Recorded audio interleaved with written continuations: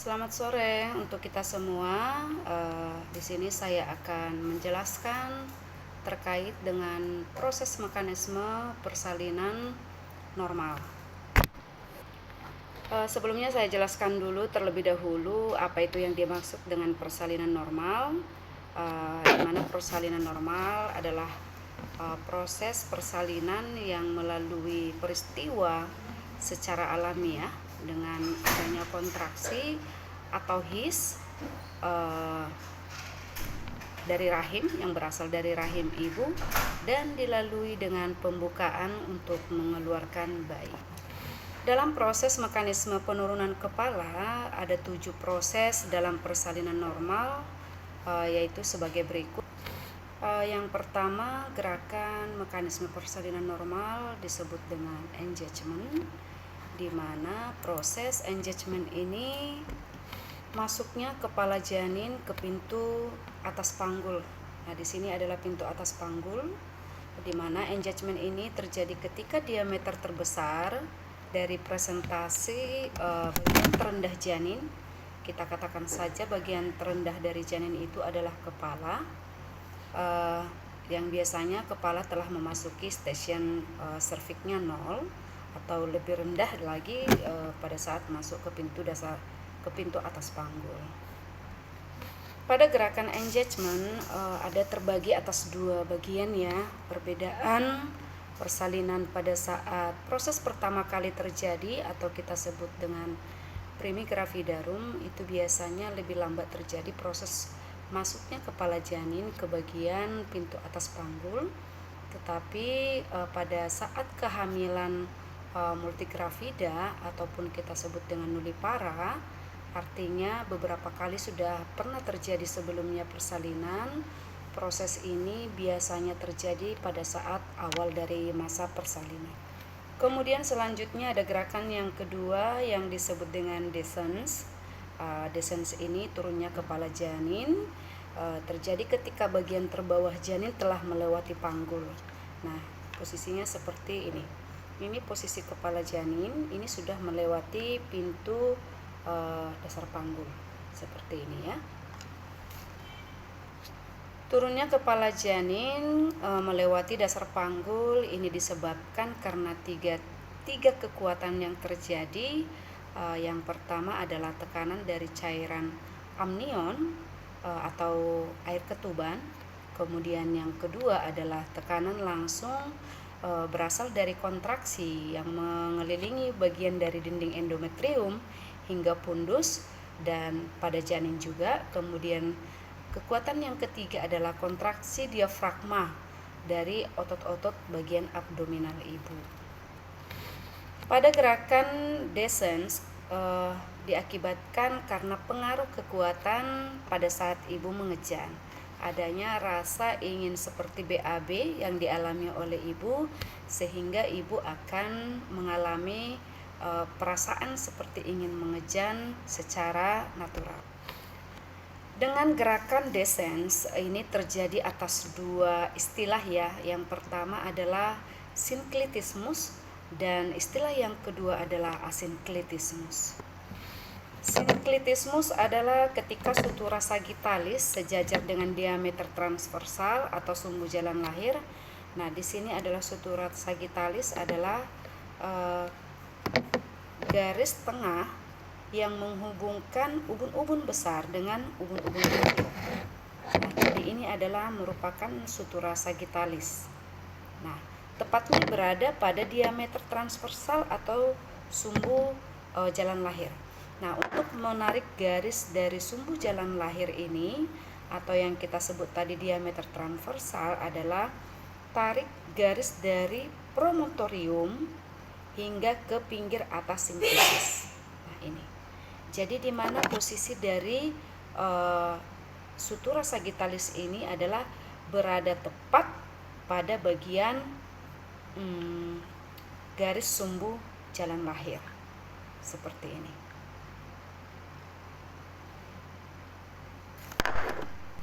Sedangkan asinklitismus terbagi atas 2, dibagi menjadi atas 2, yaitu asinklitismus anterior dan asinklitismus posterior.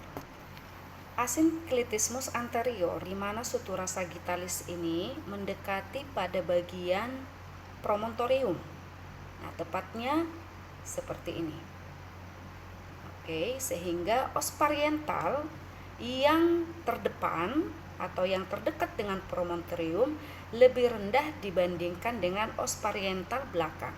Nah, jadi pada posisi ini os pariental ini ya, kiri dan kanan.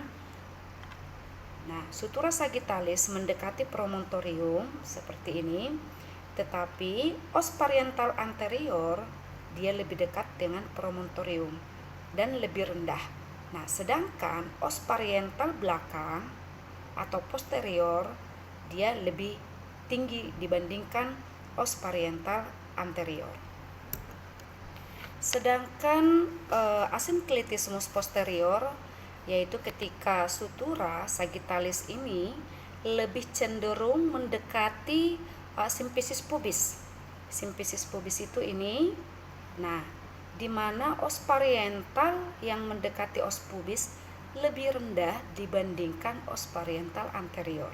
Jadi yang membedakan antara asinklitismus anterior dan asinklitismus posterior adalah posisi bagian salah satu os pariental anterior lebih mendekati atau lebih cenderung rendah dibandingkan os pariental posterior. Nah, sebaliknya juga demikian, os pariental atau asinklitismus posterior di mana bagian os pariental posterior lebih cenderung mendekati bagian simfisis pubis dan lebih rendah dibandingkan os pariental anterior. Kita lanjutkan dengan gerakan yang ketiga yang disebut dengan gerakan fleksi. Nah, di mana gerakan fleksi ini bagian kepala janin tertahan pada bagian serviks atau dinding panggul, atau kita sebut juga dasar panggul, maka dalam keadaan normal fleksi akan terjadi. Nah, fleksi ini di mana posisi dagu janin mendekati bagian dada. Nah, seperti ini. Jadi pada saat tadi di descens, tepatnya dia pada asinklitismus, posisi dari kepala janin ini cenderung dia akan lebih mendekati salah satu bagian dari promontorium dan juga simfisis pubis. Nah, pada saat terjadi fleksi, maka posisi kepala dia akan tertahan di bagian jalan lahir di bawah dasar panggul dan dagu akan mendekati bagian dada seperti ini. Nah, pada bagian ini disebut dengan gerakan fleksi. Fleksi terjadi disebabkan oleh beberapa faktor, yaitu yang pertama, persendian daripada leher janin, dia dapat berputar ke segala arah, baik itu ke kanan ataupun ke kiri, termasuk mengarah ke dada. Jadi di sini posisi leher, sendi daripada kepala janin, dia lebih fleksibel. Jadi bisa berputar ke arah kanan, kiri ataupun mengarah ke dada seperti ini. Penyebab yang kedua adalah di mana leher tidak berada pada bagian garis tengah, melainkan ke arah tulang belakang. Jadi leher kita ini adalah dominan tertahan oleh tulang belakang, sehingga kekuatan his ataupun kontraksi menimbulkan fleksi kepala. Ingat, catatan terbesar adalah bahwa fleksi itu adalah posisi kepala dapat berputar ke kiri dan ke kanan ataupun ke bawah, mengarah ke bagian dada. Kemudian penyebab yang ketiga terjadinya fleksi adalah terjadinya perubahan posisi pada bagian tulang belakang janin. Ini tadinya membungkuk, kemudian dapat berubah menjadi lurus. Nah, dengan posisi tulang belakang yang dapat berubah inilah yang mengakibatkan dagu bisa menempel pada tulang dada. Nah, jadi posisinya adalah mendekati bagian dada seperti ini. Kita lanjutkan dengan penyebab yang keempat terjadinya defleksi adalah di mana posisi kepala janin yang mencapai dasar panggul bagian terbawah janin akan menerima tahanan. Jadi di bagian tepatnya di os oksidis di mana di sini kepala akan tertahan oleh serviks sehingga memaksa posisi kepala janin mengubah kedudukannya. Nah, jadi di sini proses putar paksi dalam akan terjadi, makanya dapat terjadi gerakan fleksi. Gerakan yang keempat adalah terjadinya putar paksi dalam atau internal rotasi, di mana posisi kepala janin sudah sejajar pada bagian oskoksigis, dan di sini posisi kepala janin akan melakukan putar paksi dalam, di mana ini persiapan pada saat posisi kepala janin akan keluar ke vagina melalui lubang vagina, dan ubun-ubun kecil atau suboksipito akan terlihat dan tampak di bagian depan vulva. Gerakan yang kelima adalah ekstensi. Ekstensi ini kita sebut juga dengan kepala mendongak. Nah, tadi pada saat internal rotasi, posisi kepala telah terjadi kurang lebih seperti ini jika terlihat dari lubang vagina. Nah, pada saat ekstensi kepala akan mendongak dan menjauhi bagian daripada dada janin. Posisi ekstensi ini di mana janin mempersiapkan bagian daripada kepala untuk menyesuaikan dengan ruang panggul. Dan yang keenam, kepala sudah lahir, yang mulai terlihat dari suboksipito, kemudian ubun-ubun besar, dahi, mata, hidung, mulut, dan dagu. Dan pada saat gerakan yang keenam adalah putar paksi luar atau eksternal rotasi. Nah, di mana posisi kepala janin seperti ini kemudian akan melakukan putar paksi luar. Nah, tujuannya adalah untuk menyesuaikan bidang bahu janin agar dapat lahir secara bergantian.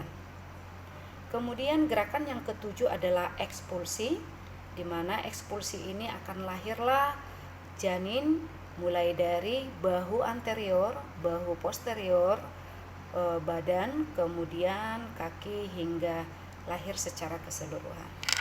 Demikian proses mekanisme penurunan kepala yang terjadi pada saat persalinan normal. Semoga bermanfaat dan